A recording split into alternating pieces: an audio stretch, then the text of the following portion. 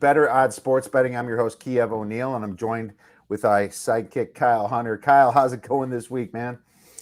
Man, it's going well. Having a good week here. Just a really busy week, as I know it is for you as well. This is a busy time of the year, Kiev. Man, so busy. So it's funny. We reach out and try to find guests, but this week we're just so busy. We're like, you know what? Let's just do me and you. And actually I like that. We need It's a all little good. break where it's just Yeah. Kyle and me, and maybe we can get into a few extra games then too, and try to make the best opportunity for the time that we have for our viewers and listeners. So good stuff, Kyle. So man, I can't believe we're at the end of the college football season, man. How did it go so fast? It's hard to believe, and I know here in about a month or a little more, we're going to be wishing we had it back. So we got to enjoy while we have it, right? Yeah, for sure. I mean, it went fast, and NFL is still there, but bowl season is going to be fun. We're still going to hit it hard, and college basketball is here too, and you and I thrive on that. And so this show's going all the way through March Madness, as we know, and then we take the break off in the summer. But man, college basketball is rolling. Lots of crazy upsets happened already, and college football is obviously right here as well. What I want to mention real quick about college football, Kyle, is in general, I didn't think the weather affected the games as much as it has in the past. Could you agree with that or disagree? What do you think? I think there were still some games affected by the weather, obviously, but there was no big. Remember in the past, Kiev, when we had like tropical storms and hurricanes that would come and Mhm. it'd just be epic wind and rain. There was none of them during college football season that affected the games really. There were some games that just had some big wind. I did win the under with Wake Forest and Boston College last weekend with a 30 miles per hour wind gusts. That was a hold your nose and bet it type game. I don't like betting Wake Forest unders, but it did cash in. There haven't been near as many, but there were still a few here and there. Well, the weird thing about that is that you had thought it affected Wake a lot more, Yeah, because they're just much more of the passing team. Hartman there, and then Boston College it affected. It's just, scratch your head pinpoint. on that one. Yeah. There's a lot of people on Boston College that game, but yeah, in general, I'm used to like seeing a couple of monsoons and Mhm. things like that. Some serious downpours. Wind in places that you don't always expect. You got your cold games and stuff, but nothing too serious in general, probably. But there is some weather coming up here for the NFL, so make sure you're taking a look at that. We're going to start with college football as usual, and not seeing a ton of weather, but a couple of these games are actually played in domes. Well, for sure the one tonight is, but let's cover the one tonight here. Let's start with Oregon versus Utah, Kyle, if that's okay. And I got to tell you, man, both teams are pretty close in my power ratings. I actually have Oregon as the edge in my power ratings. But I mean, for me, this game, I'm not looking to back aside. I saw what Utah did to them last time, and they're at home, very true. And Oregon should have the pressure off of them now that they're not in the hoping to get in the playoffs. But the thing is that Utah did find something since that Oregon State loss, and they've just been pounding teams.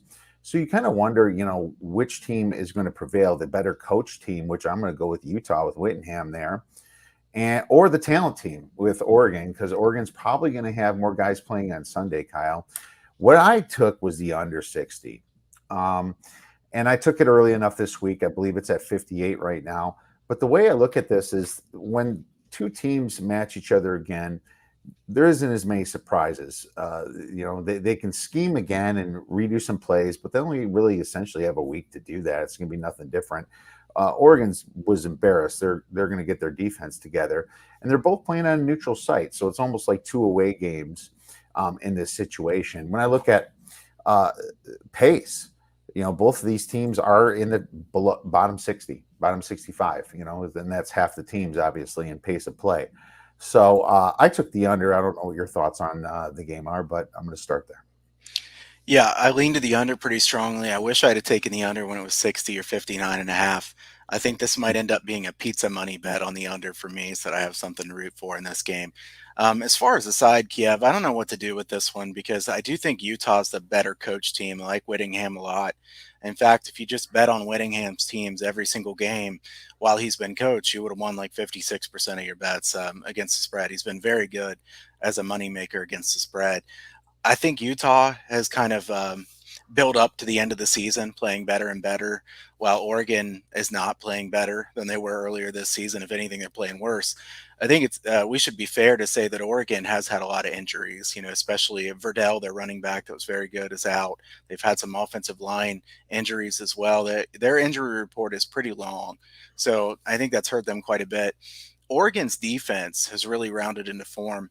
I remember earlier in the season, I was wondering, why is Oregon's defensive line not playing any better than they are? They're usually so good and they were supposed to be so talented.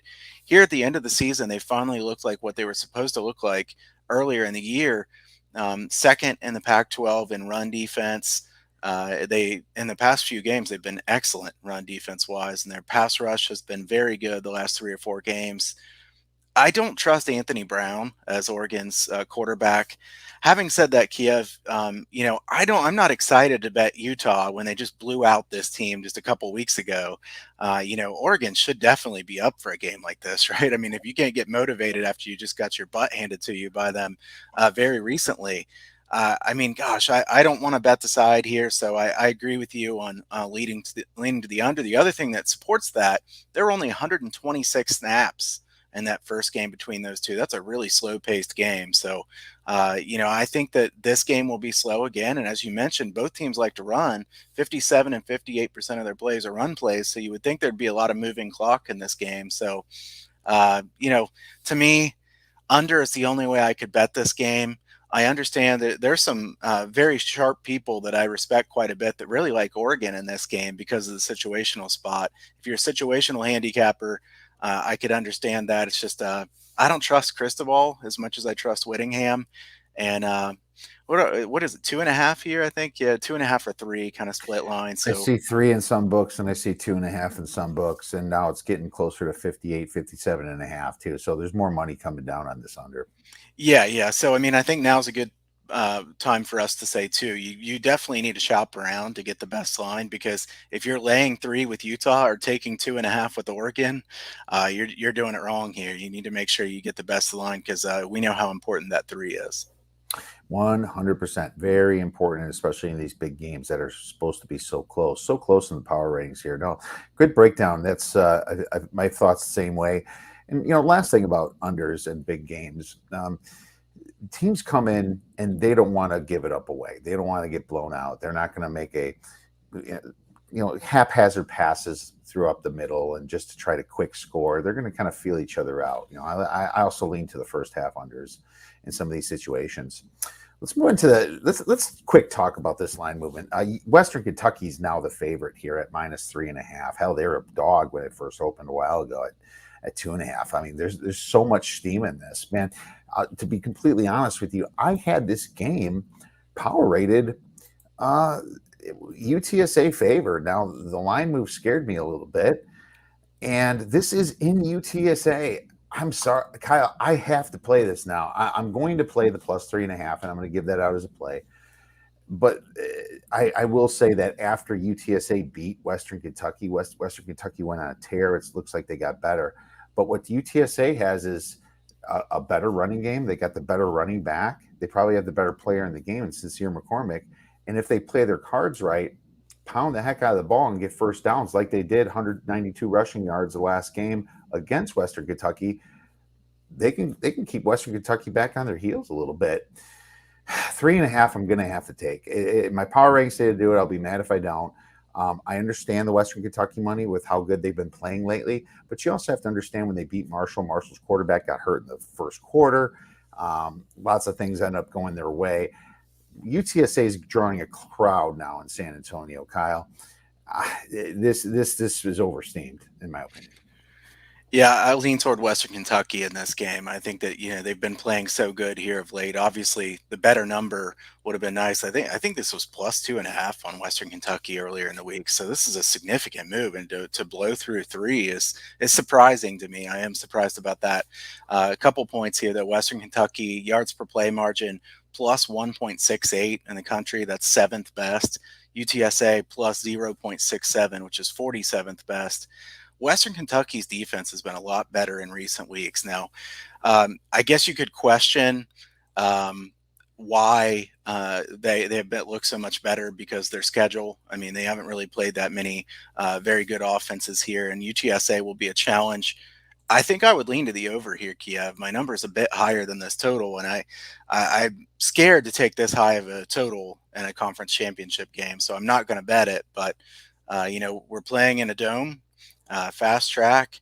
There should be no issues for the offenses. I think UTSA can run here with McCormick, and I'm confident Western Kentucky can throw here. UTSA was not good against the pass this year. They were very good defensively against the run. They were 99th in coverage grade at PFF. I think Bailey Zappi is going to have a big day here for Western Kentucky. So Mhm. I see quite a few fireworks in this game, and I would lean the opposite way. All right, so fair enough. Let's disagree on that one then, and I'm going to play it small for a star and a half. Let's move on to Saturday slate here. A lot of big games. We can't cover them all, but Kyle, obviously, if one sticks out to you, please let me know. We're definitely going to get into the two big ones, but wanted a quick touch on the Utah State, San Diego State. I find this interesting too. Utah State feels like a fraudulent team coming in to this championship game. Now, they've surprised some teams and they seem to have a pretty powerful offense. But as Brad Powers said on my show earlier this week, they're kind of like a poor man's Fresno State in a way, a poor man's Nevada. They're fortunate to be in this position here. And San Diego State's got the best unit on the field with their defense. Now it's getting pricey. It's at -6, -115. I took it at -5. I'm not going to give it out at -6. But you wonder how many points Utah State can score against the San Diego State team. And they're playing in Carson, which is where San Diego State's been playing, pending their new stadium being built. So it was supposed to be a home game for them, but they weren't drawing a big crowd. They'll probably draw a bigger crowd here for this game, but I have to imagine some Utah State people are going to come to California to watch this as well. So I'm just going to give us a quick small lean on San Diego State. Any thoughts? I have stronger thoughts on some of the other games, so I'll keep this one quick. Maybe we can touch on as many games as we possibly can here, but Okay. I don't think these two teams could be any more different. Utah State's 10th in tempo, San Diego State 114th in tempo. I had Utah State as one of my biggest season win totals over, and that worked really well, obviously. So Sure. Blake Anderson, a massive upgrade from Gary Anderson. I said that before the season. It certainly played out to look that way as well. Logan Bonner is a good quarterback there for Utah State too. If Utah State's going to move the ball, they would have to throw it here. San Diego State really, really good against the run. I think I would lean to San Diego State, but I have no strong opinion. No, it's fair. Definitely fair. Let's move on to Baylor versus Oklahoma State. Now this is interesting because Oklahoma State beat Baylor at home by 10 points. Baylor's quarterback is beat up. His hamstring's not that good. I think he's questionable to play this game, but I believe that he's going to play it because he skipped last game, and I think they purposely rested him against a bad Texas Tech team for this position. Now, Bohannon was a big surprise to me, and since Kyle had to throw out a season win total, I took them over 5.5, and that was a pretty Nice. one as well. So, but yeah, pat myself in the back. I did get my butt kicked. I did get my butt kicked on the Duke one though, because that stuck. I had 3.5, and that thing sat at 3 for 2-3 months. Never went over. But what I will say is that I like the coach for Baylor. I think he's better. I like Aranda a lot. I think this defense is sneaky good. I think that even though Oklahoma State is a top blitzing team in the top 6 in sack percentage, I think that's not a good thing for a running quarterback like Bohannon. And I think he's going to be more healthy. I think this is way too high, personally, for a game of this caliber. I don't have these teams power rated that different. I have Oklahoma State a point to point and a half more than Baylor. This game is being played in Arlington, in Texas, right? So why would I mean? I would almost think you're going to get plenty of Baylor fans, maybe a little bit more even. Well, Oklahoma State's going to travel too. But here's the thing: Baylor is a complete team the way I see them. I think they have offensive skills, defensive skills. special teams. I think that Oklahoma State is a little bit more of a defense and rushing team. I don't trust Spencer Sanders. He turns over the ball. I think some of their wins are fraudulent. When they beat Oklahoma last week, they were outgained. There was a couple times where they could have threw a pick six and it never happened. And those non-conference games that they played, beating an FCS team by 5 points, almost losing to Boise State, but beating them by 1 point, and then Tulsa by 5 or 6 points doesn't really bode a lot of confidence either. I'm going with Baylor here plus the 5, and I like the money line. Wow, strong take there. Liking Baylor. I'm surprised we disagree as much as we do this week, Kiev. I guess it makes for some good viewing though, because usually we agree a lot more than we disagree. I lean to Oklahoma State minus the points here. I haven't bet this. I probably won't. I like the under a little bit better than I like the side here in this one. Oklahoma State won the first game 24-14, despite being -3 turnover margin.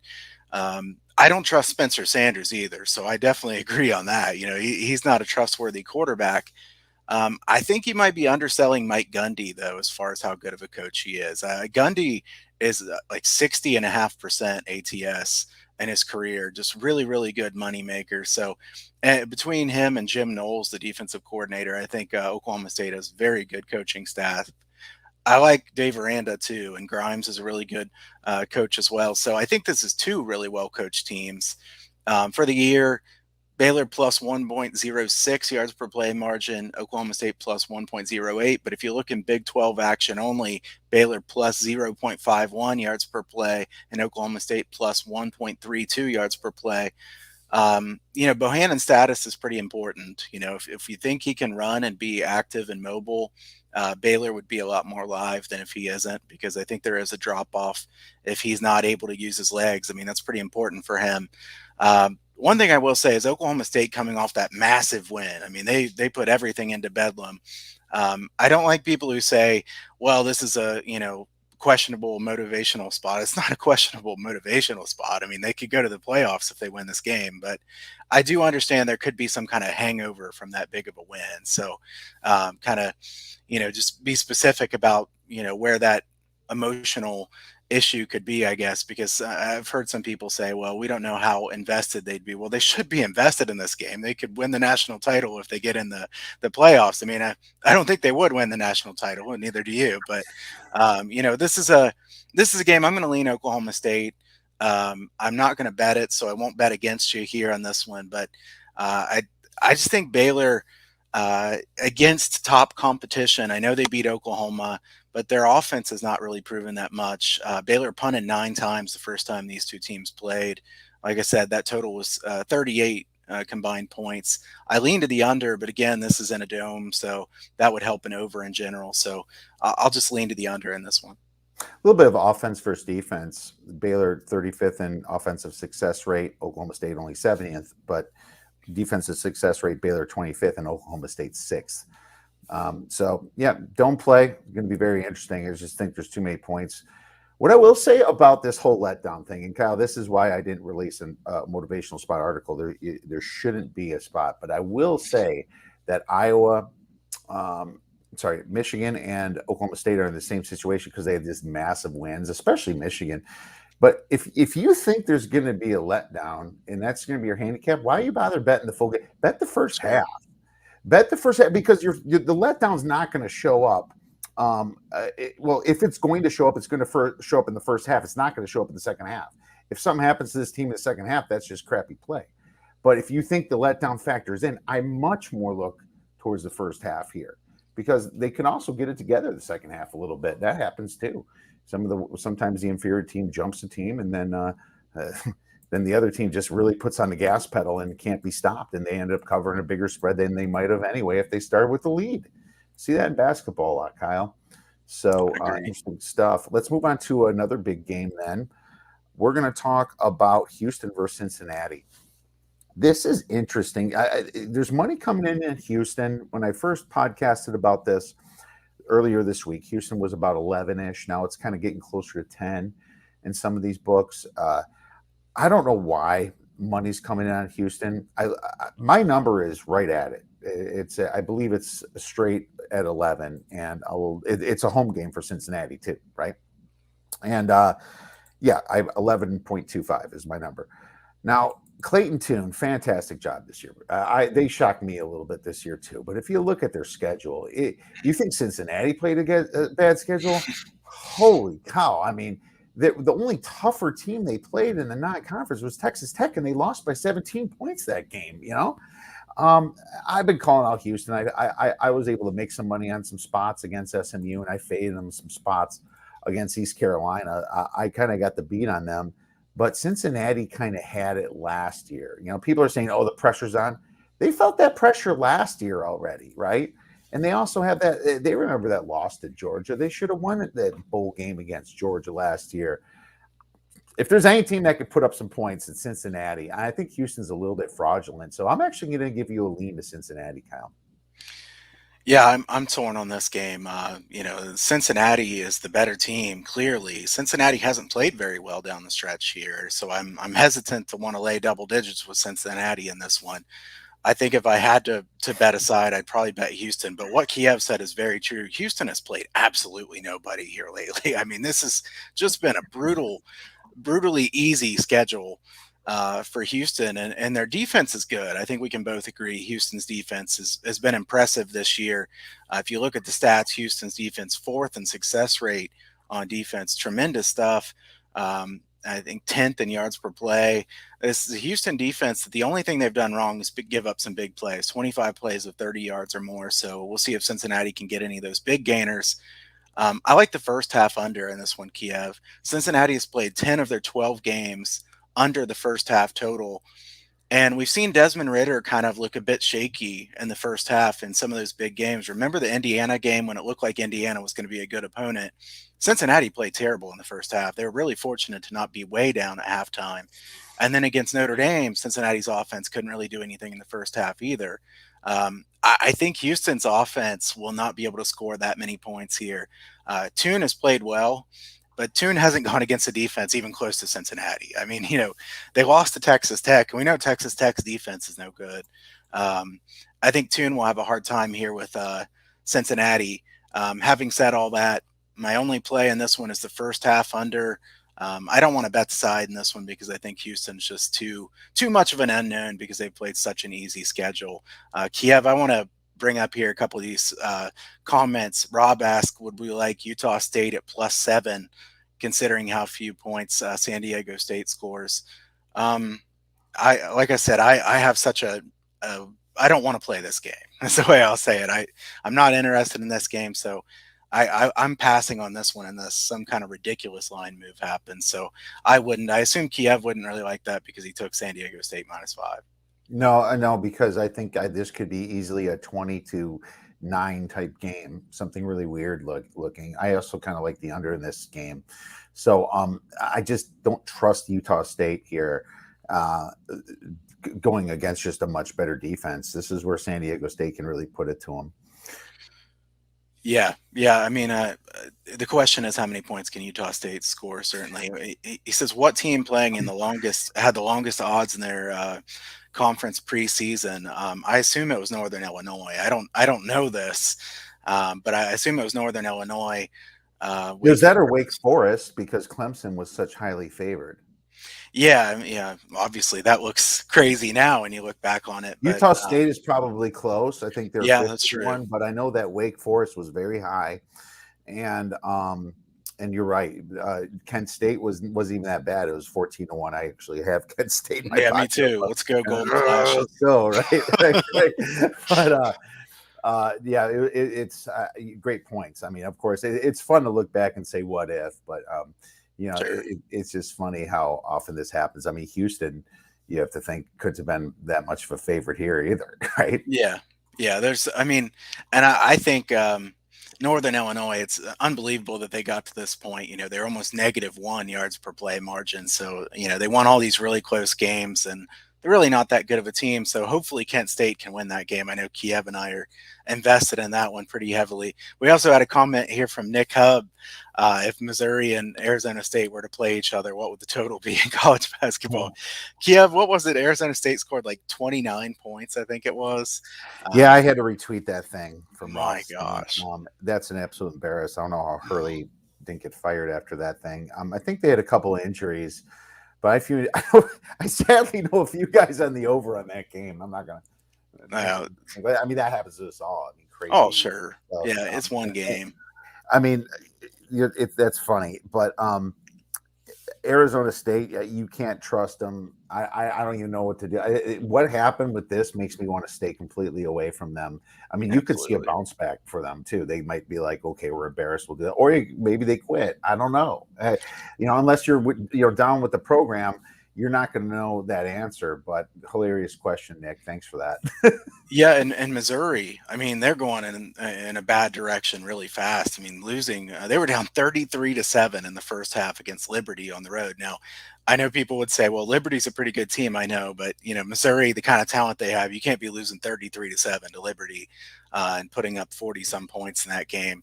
Both Missouri and Arizona State are two teams that I don't think are very well coached. So they're not teams that I'd be interested in backing. Like Kiev said, maybe they'll have one or two games where they bounce back, but if they do so, they'll do so without me. I can't bet on them.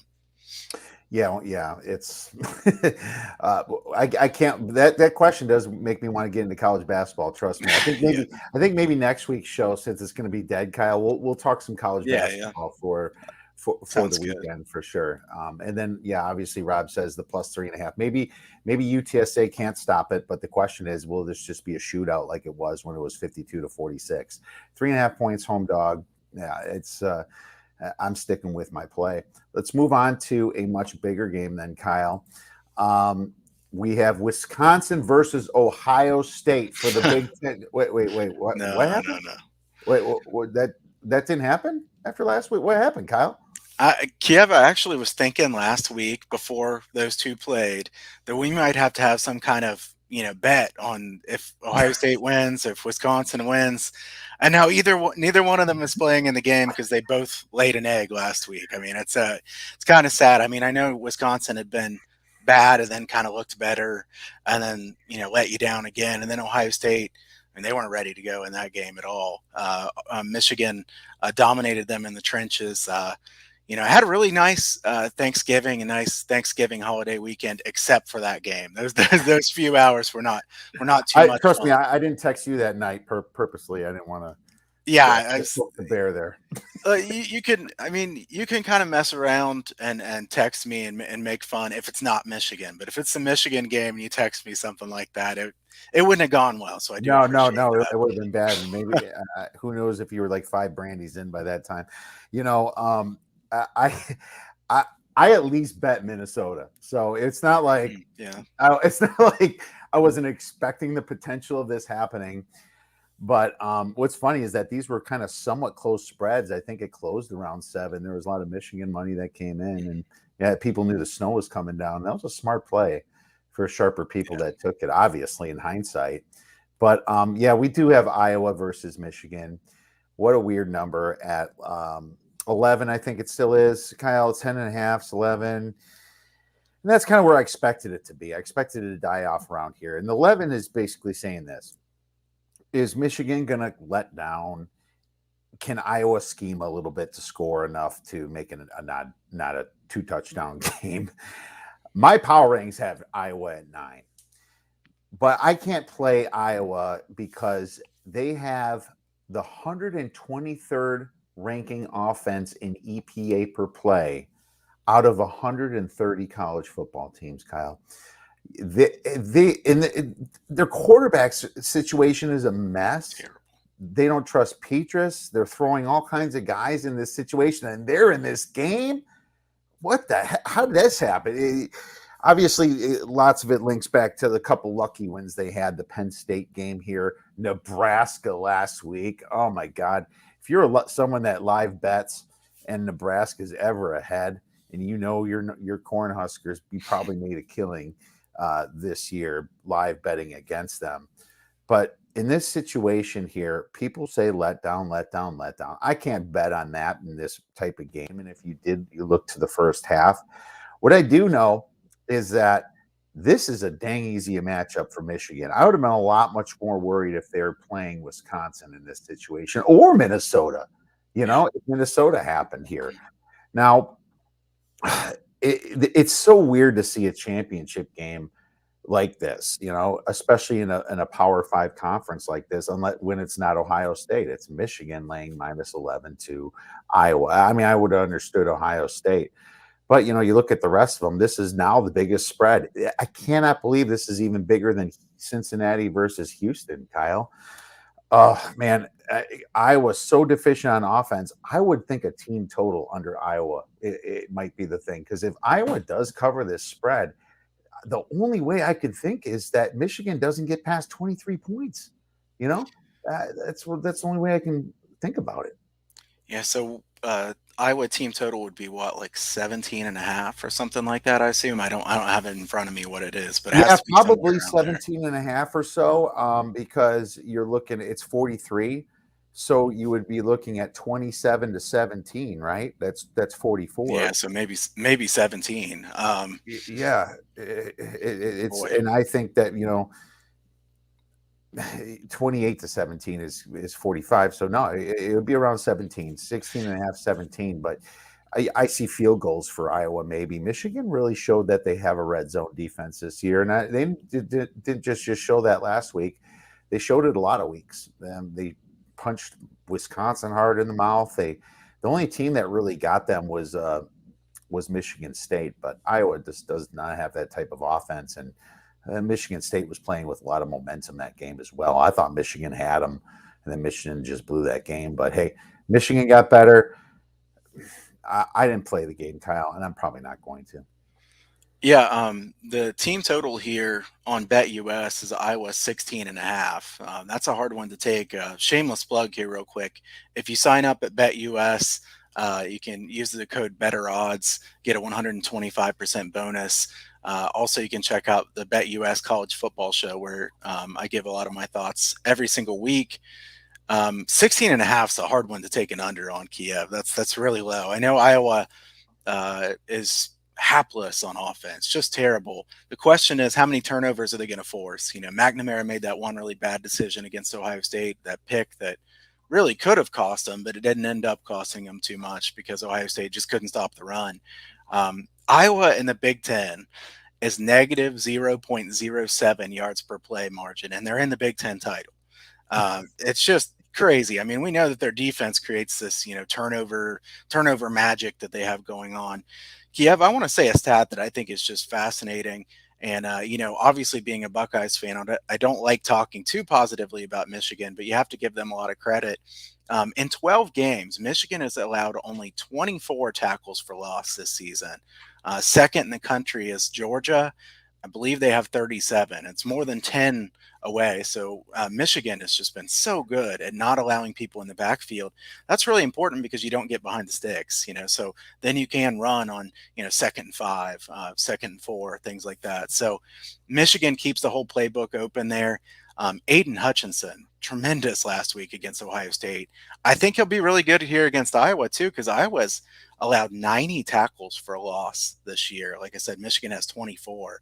So Iowa offensive line, which has usually been very good, really not very good here. When I saw this in Kiev, I think you said your number was 9 on this one. Mine is 8.5. And when I saw this, I thought, okay, I might have to take Iowa. And when I started looking at the game more, I'm like, how is Iowa going to score? I mean, I was going to have such a hard time scoring on offense. At one point, Kirk Ferentz said, well, we have 2 good options at quarterback, Petrus and Padilla. They have 0 good options at quarterback is what it is.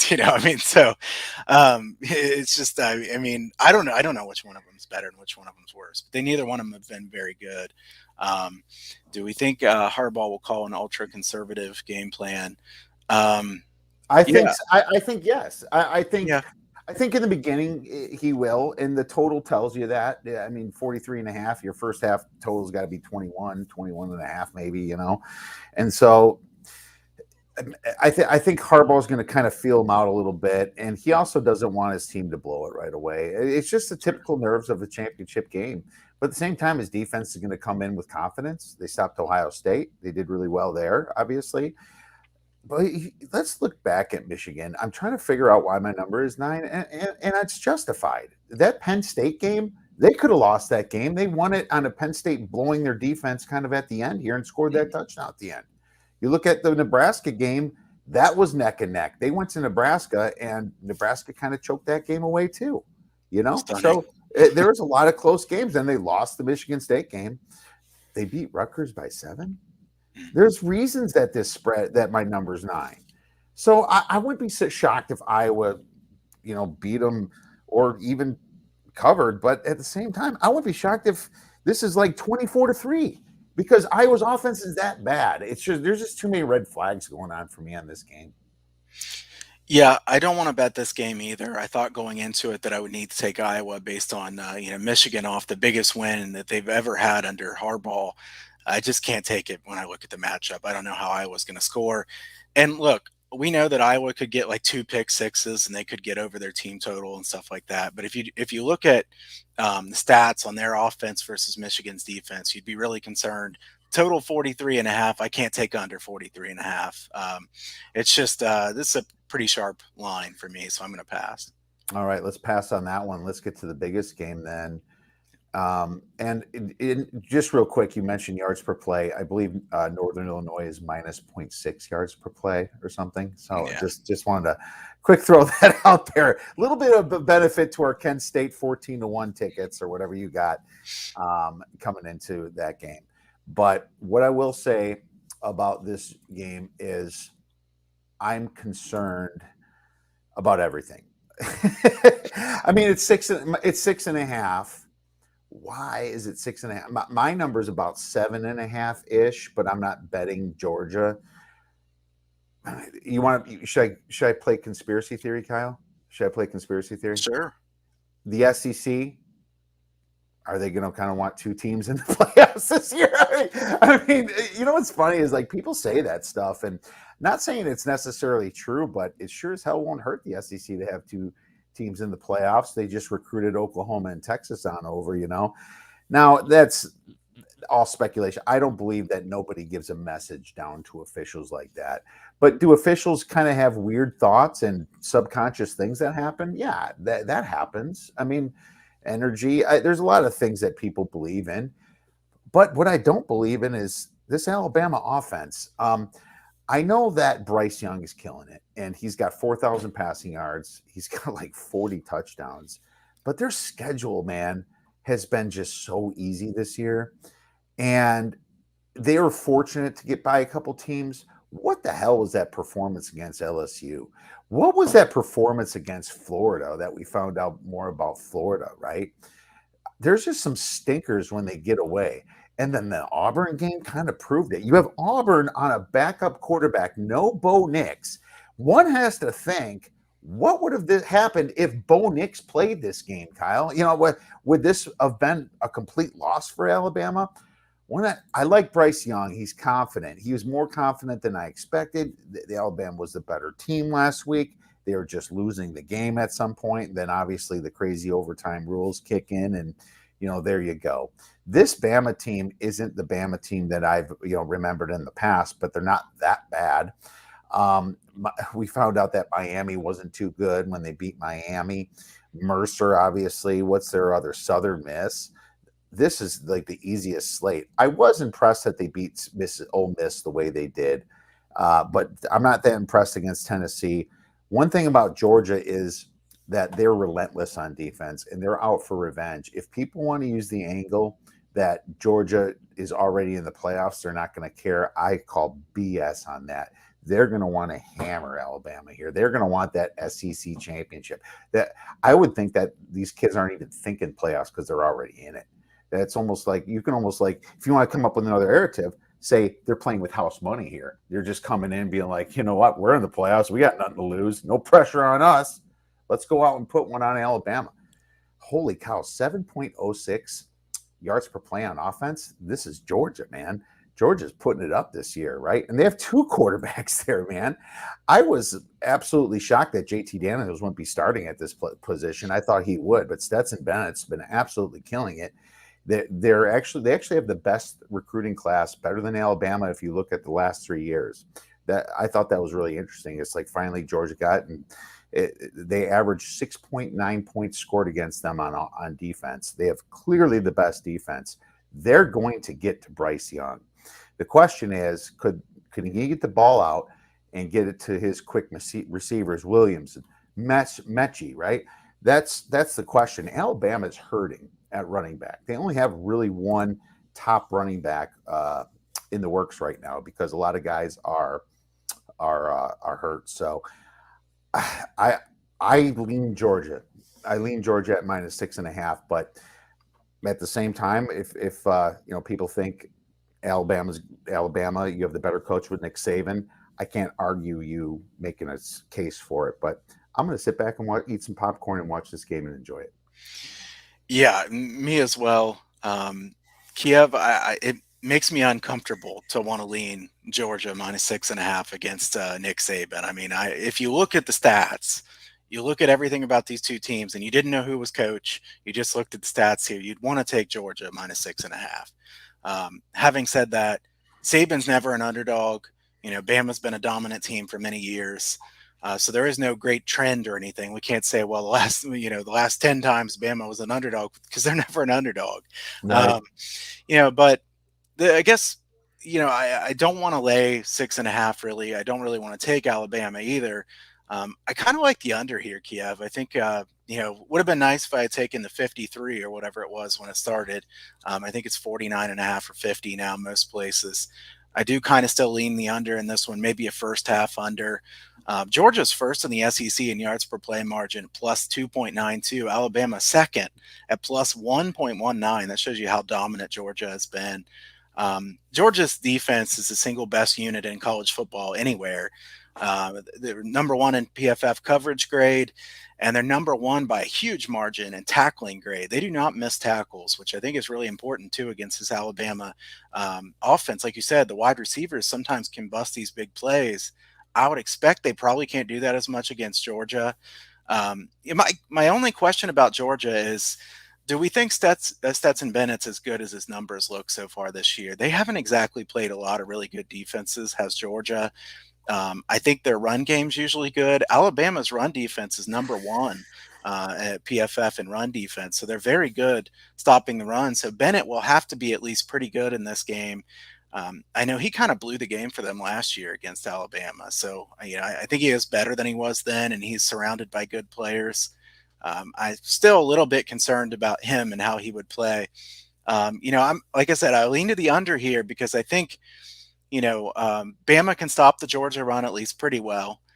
I don't think Bama can score very many points on Georgia, and Bama's offensive line has been terrible. I mean, I can't believe this Bama offensive line has been this bad. 72nd in havoc allowed. They average 3.46 yards per carry in the SEC. And if they don't run here, if they cannot run, I would think Bryce Young's going to be in some serious trouble as far as pressure on him. So I like under some here in this one, and I might bet it small. There's no way I can bet the side in this game, but I'm pumped to watch this game. That's for sure. Yeah, so pumped to watch this game. And yeah, Rob coming back. Yeah, Bama O line does look woeful. They are woeful because they lose a lot of guys to the pros every year. They're gonna have a year where they're a little bit down sometimes, and I agree with you. You also have a team total question laying -125 on under 17.5. I'm gonna disagree with that because 17 is not that key of a number as it is. And I just like Kyle said, I could see a pick six happening and screwing your team total over. It's like, don't lay juice and sacrifice the fact. I would say 16.5 -110 is, I think that's a sharper play because I'm not worried about it 17 as much as them scoring 21 points. Really, it's either they're going to get stopped and kick some field goals and maybe score one touchdown, or that's about it. And that's just my opinion. I don't know if Kyle agrees, but I'm not laying juice on team total like that. Maybe one. Yeah, and I don't like it enough to want to lay a bunch of juice. We're talking about a game in which Kiev or I, neither one, have a really strong opinion in that Iowa-Michigan game. So you could probably get -105 or even +100 under 16.5. So, if you're saving 20 cents of juice, I think you would have to take that instead. Yeah, I would sit there and wait a little bit too, because if everyone's really conspiracy theorying on the letdown spot, maybe they think that Iowa's going to score some points here or something. So, no rush for this one for sure. Well, that's awesome, Kyle. Covered a lot of games here. Let's go to the NFL. And obviously, we cover the big night games. Denver versus Kansas City is the first one. And Denver is, about a plus 9.5 now, Kyle. Let me look. 10, yeah, 10 juiced here, 9.5s, and the total's at 47. Pretty low total for a Kansas City game, but they're playing Denver. So I'm gonna let you get started on this one. Yeah, 15 miles per hour winds for this game, so a little bit of wind in this one. Nothing like the other one we're going to talk about, but Denver. I don't have the stat in front of me. I'm going to try to pull this up while we're talking about it, but I know Teddy Bridgewater has been an absolute moneymaker against the spread as a quarterback. Um, this is a lot of points, Kiev. I mean, Kansas City, I know they've played some better here lately. And I know everybody's going to say Andy Reid off a bye. I mean, everybody knows about Andy Reid off a bye being very good, straight up and against the spread. But you can get plus 10 a couple places even. This line is coming down a bit because Denver's taking some money. The under's been bet. Denver's been bet some here in this one, but I can't lay that many points with Kansas City. And the other thing is, uh, Kansas City's defense has been better lately. The question is that who they've played against, or are they actually, better defensively than what they were? To me, Denver, the key about them is they are good in the secondary. I'd say a top five secondary in the NFL. Kansas City is not a very running team, so they can't take advantage of Denver's weakness there as a run defense. I'm going to lean Denver plus the points here in this one, thinking that Kansas City comes away with a lower scoring, bit closer game than a lot of people would think. Kansas City is not known for covering big spreads. You know this, Kiev. They've had so many times that that they have just won the game, but won by 3 and didn't cover the spread.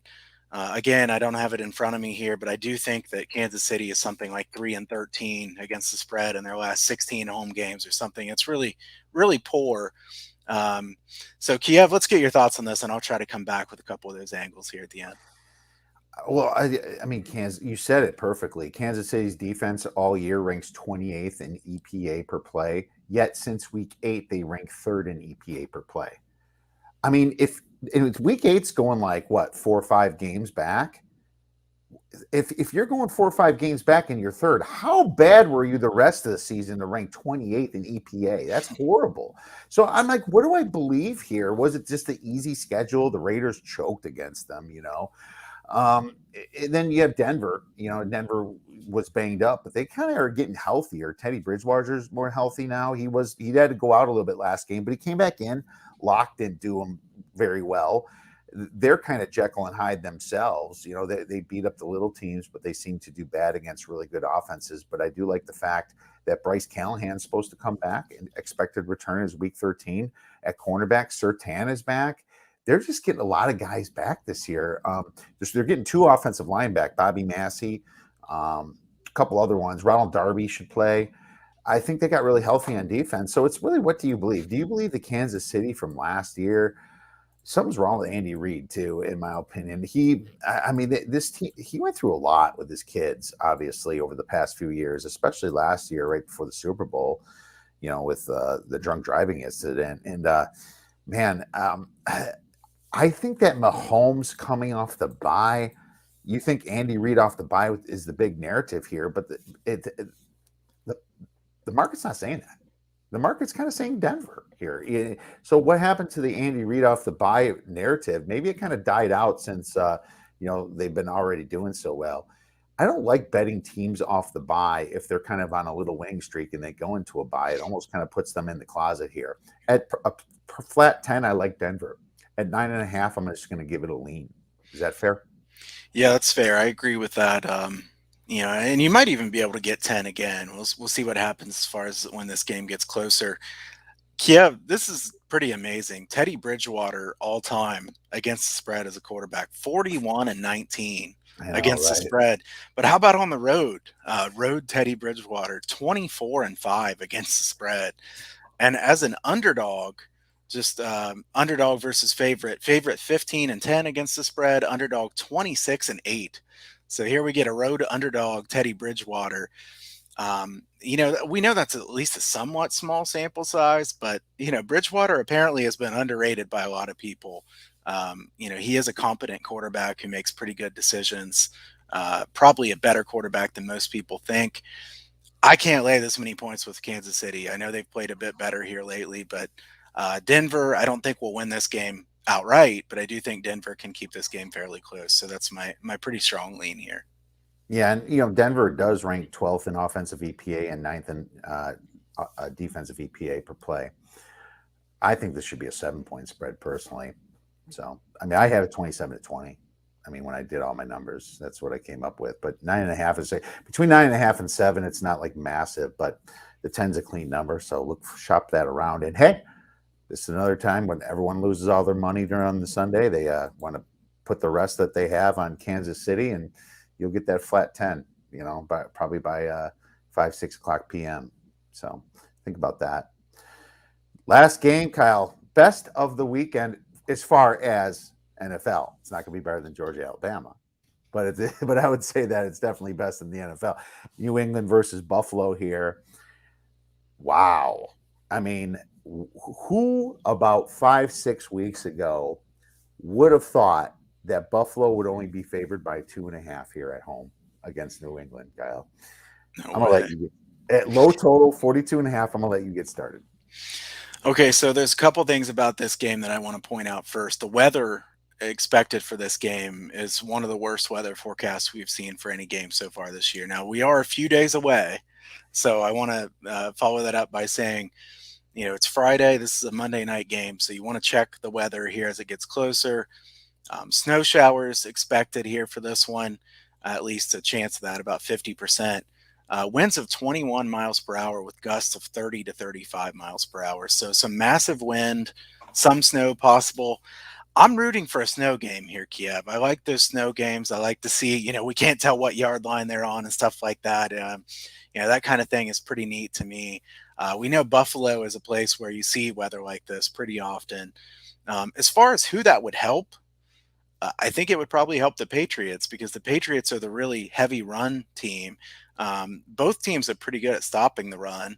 The Bills are really good at stopping the run. So, that would help the under more than anything else. As far as the side here in this one, it feels crazy to me to be thinking this, but I want to take the Patriots here because the Patriots have been playing so good. Their defense is excellent. Josh Allen really hasn't played that well here of late. I mean, Josh Allen's a very good player, but he's up against a really good defense here. Patriots +2.5, +100 or so is what most places are. Some threes, so you'd want to shop around there, but I don't want to bet against the Patriots. I'm not excited to bet against the Bills either. This is one where, you know, I want to check the weather as it gets closer. Also, like I said, the weather under would be certainly a lean here as well. But New England is the side that I would want if I'm betting a side in this one. I just think they're rounding into form right now where Buffalo has been very inconsistent. Having said that, Buffalo has a really good home field advantage. So I'm curious what your thoughts are on this one, Kiev. Well, my number's 41.5 for the total. So it's pretty close, slightly under, right?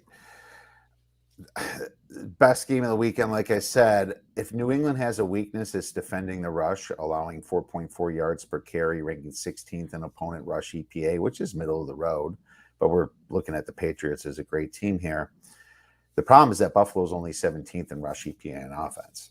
So Buffalo has not been running the ball well with Singletary or Moss, and that's why you're seeing a lot more Matt Breida. It's almost like Matt Breida came out of nowhere and won a big share of this job. My number is 3.5, but there's a reason why I'm not betting the Bills, and part of it is that the weather is going to be a big effect here. And I look at the Bills as more of a finesse team. If you can't run the ball, you're more finesse. How's Josh Allen going to throw the ball with all these with all the wind? I mean, this is perfect the way that a game can set up for Belichick because he waits until you make a mistake. Stat wise, Buffalo's 1.4 net yards per play. The Patriots are only 0.6. Well, that's because the way Belichick plays. He puts you in bad situations, and I can see some picks here. They're going to think they're fooling New England on play action when that's what they expect. Some tip balls. I mean, the Patriots is the hottest team right now, but they've also played some very easy offenses over the past 5 or 6 weeks. Buffalo should win this game. This should be a spot where they really get up. They're number 1 or 2 in rush EPA, but I will say 2 weeks ago against the Colts, Jonathan Taylor ate them for breakfast. Man, they ran all over Buffalo, which is massively concerning in a snowy game. I can't touch this game, buddy, but it's gonna be fun to watch, and I'll have a prop play for our TikTok props, and we're 15-9 TikTok props. So we'll Nice. tune back in on Monday onto the Twitter, and we'll have a prop play for you. Nice. Yeah, Kiev. I think I might have to get going on TikTok at some point. I feel like an old man because I'm kind of like, oh, TikTok. I don't know about I TikTok. just started it this year, so So, but I know it's getting really big, right? So even for sports bettors, Rob, I do like the Patriots as a teaser leg here. I think that low of a total, go from 2.5 up to 8.5. I think that's a good teaser leg, and you could tease that with something like the Vikings, something like that. I think that'd be a good teaser leg as well. Actually, I think there are several teaser legs in the NFL this weekend that look pretty good to me, where you can tease through the 3 and the 7. Um, yeah, I don't have any strong opinion on the side without putting in a teaser. So, and Kiev, I'm sitting here thinking, are we going to do our underdog of 3.5 or more? I don't even know what to pick this week. um, so yeah, Rob, fantastic teaser leg, low total 2.5. It's the most, if the market's correct, it's definitely the best teaser situation that you're looking for, with a very low total and going through the key numbers of 3 and 7, and obviously the 4 and 6 are very common as well. It's probably the best teaser leg out of anybody this entire weekend. So yeah, maybe if you want to get real cute, put it in a round robin and play it with 2 other sides. So not saying that I'm going to give that out, but it's just an idea. You have to wait for Monday to cash everything, though, don't you? So keep that in mind.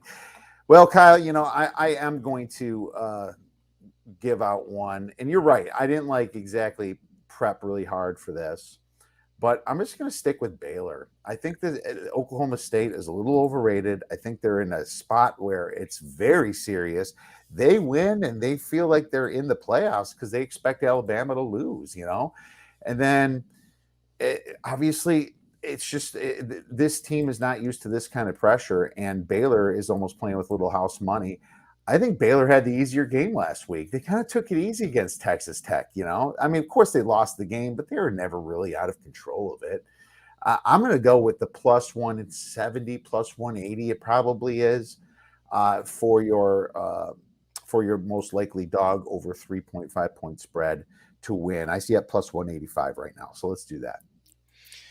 Yeah, I'm having a hard time with this week, Kiev. I mean, I was even looking down through these NFL games. I think I'm going to have to bend the rules slightly and take one that's a 3-point underdog. There's just not many I like here, and I don't want to give the listeners something, the viewers something that I don't like at And we all. appreciate that, Kyle, because that just shows how much you care about it. So thank you. Yeah, yeah. I mean, we've done well with these, Kiev, and I Yeah. want to try to Yeah. do as good as I can. I'm going to take Louisiana plus the points here. I take plus 125 on the money line. Napier, we didn't talk about this game in depth, but Napier leaving to go to Florida. Some people will say, "Oh, well, he's leaving. The players don't care." They still care about this game. I mean, Napier going to Florida, who could blame him? I don't think these players blame him. You're going to a much bigger job. And he's staying to coach here, so he cares. He could have just left. He could have pulled a Brian Kelly, but instead he sticks around, and he's here for their bowl game. I think Louisiana's up for this game, and we never know what Chase Bryce will show up for App State. And if bad Chase Bryce shows up, then Louisiana could win pretty easily. So I'm going to take Louisiana as my side for the underdog of the week. I love it because I'm already on them anyway. So Nice. great points on that. Yeah, Chase Bryce, they're doing fantastic at App State, and obviously you can say revenge, but this is also another home dog situation here. And Louisiana, I think, was bored through their schedule this year. I think they're bored. They had a great year last year. Maybe they just knew that Napier was probably going to leave, and maybe that affected them. But now that they know, they can give it all one last hurrah. So I love it. It's a fantastic one. Yes, when there's limited games, Kyle, you are certainly allowed to break the rules. So I love it. And hey, maybe you get a 3.5 if you want to wait a little bit, and we can count it as legit. Anything else, Kyle, before we go? No, I mean, I think that's about it. I am looking forward to talking some college basketball next week, and we'll have Navy Army to talk about, which I love that game. Always excited for that game. It's kind of on my bucket list to go to the Navy Army game at some point. So I'll have to knock that one out at some point. But looking forward to talk about it next week, and we'll get into some college basketball. And then Kiev, it's just a couple of weeks away until we'll be talking about these bowl games as well. Yeah, a couple weeks. Can't wait to get into that. And obviously, you can check us out at theoddsbreakers.com. We have plenty of free plays and free information. Obviously, if you want to get on to our premiums, you'd be just supporting us and you become a member. Just ping me and I'll get you a shirt if you need so if you'd like. And more than happy to help out in any way. And Kyle, what do you got going on at Hunter Sports Picks? Yeah, you can go over to huntersportsfix.com. I'm going to be putting up a early access bowl package here today to where you'll get my conference championship plays and then all the bowl plays that I make. So that'll be discounted here later today at huntersportsfix.com. You can check out everything going on there. Also sign up for the free picks newsletter. Also encourage you to sign up to subscribe to both Kiev and my YouTube channel. We'll be doing more with YouTube coming up. His is the Odds Breakers. Mine is just Kyle Hunter. You can subscribe to that. Check it out. We'll be having more live content coming up soon. Kiev's doing the TikTok plays. I'm going to be doing some free plays coming up as well. I don't know if they'll be TikTok or where they'll be, but we're going to be putting out plenty of free content, and I'm looking forward to it. Yes, absolutely. And thank you all for chiming in as well. Rob, Nick, Big Mike, everybody that made some comments. Really appreciate you guys listening. Have a fantastic week. Kyle and I are here for you if you need it. And obviously enjoy the big games and go get some winners.